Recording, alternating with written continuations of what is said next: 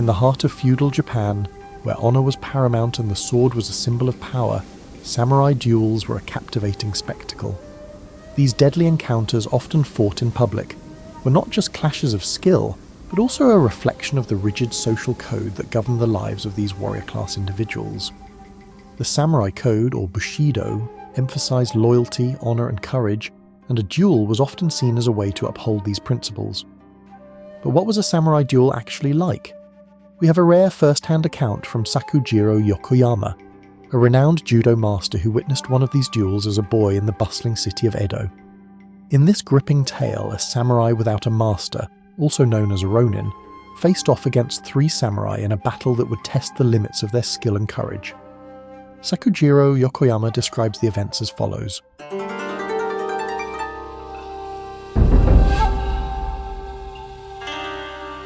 I can recall the days when all samurai carried 2 swords and were prepared to use them when necessary.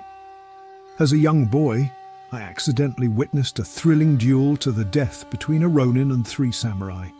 The fight took place in my Kojamachi ward near Kudan, where the Shukoncha now stands.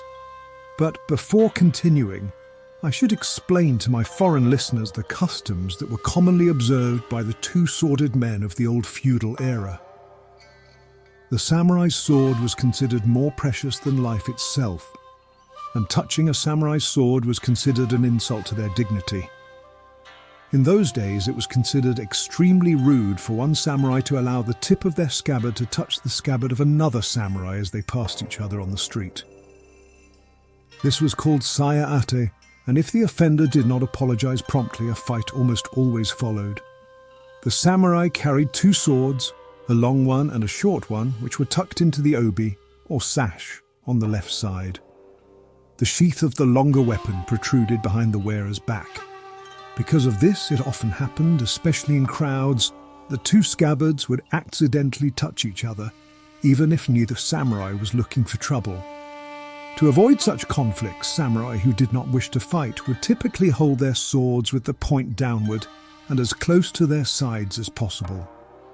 However, if a collision of this kind did occur, the parties involved could not ignore it. One or both would immediately demand satisfaction, and the challenge was rarely refused. The high sense of honor that prevailed among samurai forbade them from backing down from the consequences of such an encounter. The incident I'm about to describe unfolded in precisely this manner. As I mentioned earlier, the duel involved a ronin and 3 samurai. The ronin was poorly dressed and clearly very poor. The sheath of his long sword was cracked and worn from years of use. He was a middle-aged man. The 3 samurai, on the other hand, were all rugged men and appeared to be under the influence of sake. They were the challengers. At first, the ronin apologized, but the samurai insisted on a duel, and the ronin eventually accepted the challenge.